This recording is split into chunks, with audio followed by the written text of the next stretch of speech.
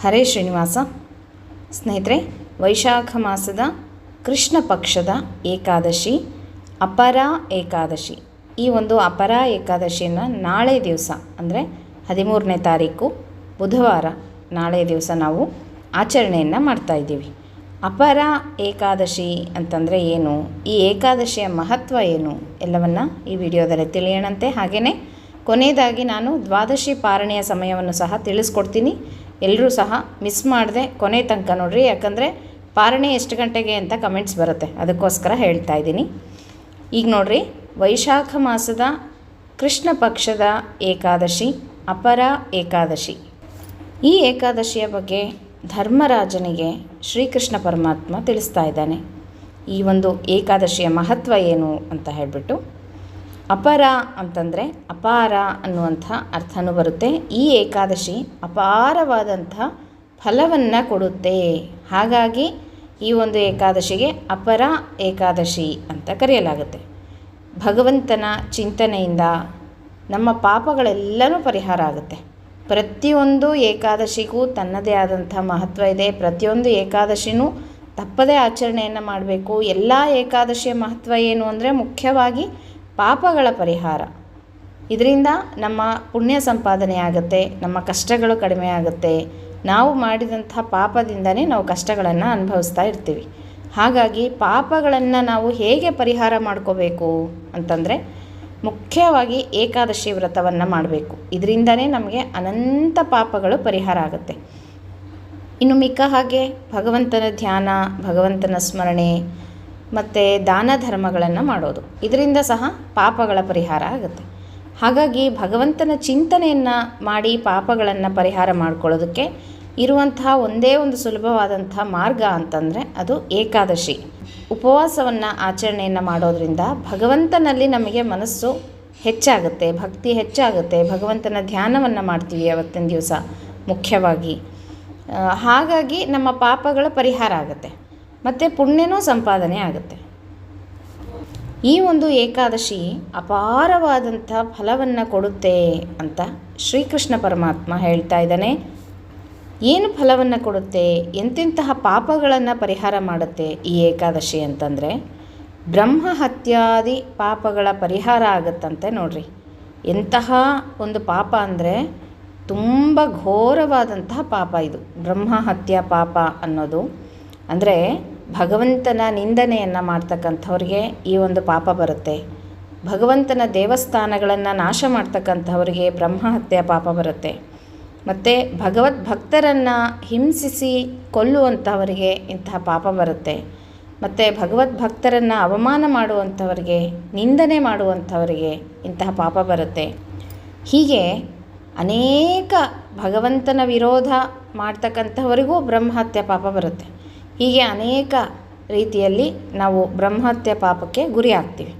ಅಂತಹ ಪಾಪಗಳ ಪರಿಹಾರವನ್ನು ಮಾಡುತ್ತಂತೆ ಈ ಒಂದು ಅಪರ ಏಕಾದಶಿ.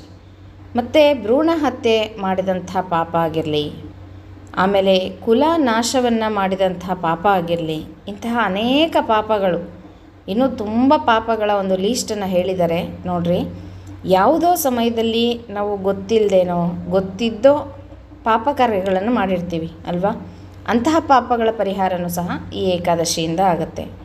ಸುಳ್ಳು ಸಾಕ್ಷಿಯನ್ನು ಹೇಳೋದು, ಅಂದರೆ ಸುಳ್ಳು ಸಾಕ್ಷಿ ಹೇಳೋದು ಅಂತಂದರೆ ನ್ಯಾಯಕ್ಕಾಗಿ ಸುಳ್ಳು ಸಾಕ್ಷಿ ಹೇಳಿದ್ರೆ ಅದು ತಪ್ಪಲ್ಲ. ಈಗ ಒಬ್ಬರಿಗೆ ನ್ಯಾಯವನ್ನು ಒದಗಿಸ್ಕೊಡ್ಬೇಕು, ಅವರು ಅಮಾಯಕರಾಗಿದ್ದಾರೆ, ಅವರಿಗೆ ಅನ್ಯಾಯವಾಗಿ ಶಿಕ್ಷೆ ಆಗ್ತಾ ಇದೆ, ಅವರನ್ನು ಅದರಿಂದ ಬಚಾವ್ ಮಾಡಬೇಕು ಅಂತ ಹೇಳಿ ಸುಳ್ಳು ಹೇಳೋದು ಅದು ಪಾಪ ಅಲ್ಲ, ಅದು ಪಾಪ ಅಂತ ಕರೆಸ್ಕೊಳ್ಳೋದಿಲ್ಲ. ಈಗ ಉದಾಹರಣೆಗೆ ಹೇಳಬೇಕು ಅಂದರೆ, ನಮ್ಮ ಮುಂದೆ ಒಂದು ಹಸು ಹೋಗಿರುತ್ತೆ, ಯಾರೋ ಒಬ್ಬನು ಕಟಕ ಬಂದುಬಿಟ್ಟು ಈ ಕಡೆ ಹಸು ಏನಾದರೂ ಹೋಯ್ತಾ ನೀವು ನೋಡಿದ್ದೀರಾ ಅಂತಂದರೆ ಹೌದು ಈ ಕಡೆನೇ ಹೋಯ್ತು ಅಂತ ಹೇಳೋದು ಅದು ಮಹಾಪಾಪ. ಇಲ್ಲ ಈ ಕಡೆಯಿಂದ ಇಲ್ಲ ಅದು ನಾವು ನೋಡೇ ಇಲ್ಲ ಅಂತ ಹೇಳೋದು ಅದು ಪಾಪ ಅಲ್ಲ, ಪುಣ್ಯದ ಕೆಲಸ ಅದು. ಹಾಗೆ ಯಾರಿಗೆ ಅನ್ಯಾಯ ಆಗ್ತಾ ಇದೆ, ಯಾರಿಗೆ ದ್ರೋಹ ಆಗ್ತಾ ಇದೆ ಅವರನ್ನು ನಾವು ಕಾಪಾಡಬೇಕು. ಹಾಗೆ ಸುಳ್ಳು ಸಾಕ್ಷಿ ಹೇಳಿ ಸತ್ಯವಂತರಿಗೆ, ಪ್ರಾಮಾಣಿಕರಿಗೆ ಏನು ತೊಂದರೆ ಆಗುತ್ತೆ ನಮ್ಮಿಂದ, ಅಂತಹ ಪಾಪ ಅದು ಪಾಪಕ್ಕೆ ಗುರಿ ಆಗುವಂಥದ್ದು. ಅಂತಹ ಪಾಪಗಳನ್ನು ಪರಿಹಾರ ಮಾಡುತ್ತೆ ಈ ಒಂದು ಏಕಾದಶಿ. ಮತ್ತು ಜೀವನ ನಾಶ ಮಾಡೋದು, ಇನ್ನೊಬ್ಬರ ಜೀವನವನ್ನು ನಾಶ ಮಾಡೋದು, ಸುಳ್ಳನ್ನು ಹೇಳೋದು, ಇನ್ನೇನೋ ಚಾಡಿ ಹೇಳಿಬಿಟ್ಟು ಅವರ ಜೀವನನೇ ನಾಶ ಮಾಡಿಬಿಡೋದು, ಈ ಥರ ಪಾಪಗಳನ್ನು ಗೊತ್ತಿದ್ದೂ ಮಾಡಿರ್ತೀವಿ, ಗೊತ್ತಿಲ್ಲದೇನೂ ಮಾಡಿರ್ತೀವಿ. ಹಾಗೆ ಅಂಥ ಪಾಪಗಳ ಪರಿಹಾರ ಆಗುತ್ತೆ ಈ ಏಕಾದಶಿಯಿಂದ. ಇನ್ನು ವ್ಯಾಪಾರದಲ್ಲಿ ಮೋಸವನ್ನು ಮಾಡೋದು, ಈಗ ವ್ಯಾಪಾರ ಮಾಡ್ತಕ್ಕಂಥವರು ತಕ್ಕಡಿಯಲ್ಲಿನೇ ಮೋಸವನ್ನು ಮಾಡಿ ಇನ್ನೊಬ್ಬರ ದುಡ್ಡನ್ನು ಅನ್ಯಾಯವಾಗಿ ತಗೊಳ್ಳೋದು, ಅದು ಒಂದು ಪಾಪಕ್ಕೆ ಗುರಿಯಾಗೋದು. ಮತ್ತು ಇನ್ನೊಬ್ಬರ ಹೊಟ್ಟೆಯ ಮೇಲೆ ಹೊಡೆದು ಅನ್ಯಾಯವಾಗಿ ದುಡ್ಡನ್ನು ಸಂಪಾದನೆ ಮಾಡೋದು, ಅವರು ಎಷ್ಟು ನೊಂದು ಕೊಟ್ಟಿರ್ತಾರೋ ಆ ದುಡ್ಡನ್ನು ಅದು ನಮಗೆ ದುಪ್ಪಟ್ಟು ಖರ್ಚಾಗುತ್ತೆ, ಇಲ್ಲಾಂದರೆ ಅಷ್ಟೇ ನಮಗೆ ದುಃಖ ಬರುತ್ತೆ. ಇದು ಒಂದು ಮಹಾಪಾಪ ಅಂತ ಹೇಳಲಾಗುತ್ತೆ. ಇನ್ನು ತಪ್ಪಾಗಿ ಜಾತಕಗಳನ್ನು ಹೇಳೋದು, ಜ್ಯೋತಿಷ್ಯಗಳನ್ನು ಹೇಳೋದು, ಸುಳ್ಳಾಗಿ ಹೇಳಿ ಇನ್ನೊಬ್ಬರನ್ನು ನಂಬಿಸಿ ಅವರಿಂದ ದುಡ್ಡನ್ನು ಇಸ್ಕೊಂಡು ಖುಷಿ ಪಡೋದು, ಇದು ಒಂದು ಮಹಾಪಾಪ. ಇಂತಹ ಪಾಪಗಳಿಗೂ ಸಹ ಪರಿಹಾರ ಇದೆ, ಅದೇ ಈ ಏಕಾದಶಿ ಅಂತ ಹೇಳ್ತಾ ಇದ್ದಾರೆ. ಇದೆಲ್ಲನೂ ಮಹಾಪಾಪಗಳು ಅಂತ ಹೇಳ್ತಾರೆ. ಅನಂತಪಟ್ಟು ಕರ್ಮವನ್ನು ಕಟ್ಕೊಳ್ಳೋದಕ್ಕೆ ಈ ಎಲ್ಲ ಪಾಪಗಳನ್ನು ಮಾಡ್ತಕ್ಕಂಥದ್ದು. ಗುರು ನಿಂದನೆಯನ್ನು ಮಾಡ್ತಕ್ಕಂಥದ್ದು, ಗುರು ನಿಂದನೆಯನ್ನು ಮಾಡಿದರೆ ನರಕಕ್ಕೆ ಹೋಗಿ ಬೀಳ್ತಾರೆ. ಅಂತಹ ಒಂದು ಪಾಪ ಯಾವುದೂ ಇಲ್ಲ ಅಂತ, ಗುರು ನಿಂದನೆ ಮಹಾಪಾಪ. ಹಾಗಾಗಿ ಅಂತಹ ಪಾಪಗಳಿಂದ ಪರಿಹಾರ ಹೊಂದಬೇಕು ಅಂತಂದರೂ ಸಹ ಈ ಒಂದು ಅಪರ ಏಕಾದಶಿಯನ್ನು ಮಾಡಬೇಕು. ಇನ್ನು ಶಾಸ್ತ್ರದಲ್ಲಿ ಏನು ಹೇಳುತ್ತೆ ಅಂದರೆ ಅವರವರ ಧರ್ಮಕ್ಕೆ ತಕ್ಕ ಹಾಗೆ ಧರ್ಮಾಚರಣೆಯನ್ನು ಮಾಡಬೇಕು ಅಂತ. ಈಗ ಬ್ರಾಹ್ಮಣ, ಕ್ಷತ್ರಿಯ, ವೈಶ್ಯ, ಶೂದ್ರ ಹೀಗೆ 4 ವರ್ಣದವರು ಏನಿದ್ದಾರೆ ಅವರವರ ಧರ್ಮಗಳಿಗೆ ತಕ್ಕ ಹಾಗೆ ಅವರು ಆಚಾರ ವಿಚಾರಗಳನ್ನು ಶಾಸ್ತ್ರಬದ್ಧವಾಗಿ ಧರ್ಮಾಚರಣೆಯನ್ನು ಆಚರಿಸ್ತಕ್ಕಂಥದ್ದು ಇದು ಮಹಾಪುಣ್ಯಕರ ಅಂತ, ಮಾಡಲೇಬೇಕು ಅಂತ ಹೇಳ್ತಾರೆ. ಹಾಗೆ ಇನ್ನು ಇಷ್ಟು ಪಾಪಗಳನ್ನು ನಾವು ಕೇಳಿದ್ವಲ್ಲ, ಏನೇನು ಪಾಪಗಳನ್ನು ಮಾಡಿದ್ರೆ ಈ ಒಂದು ಏಕಾದಶಿಯಿಂದ ಪರಿಹಾರ ಸಿಗುತ್ತೆ ಅಂತ.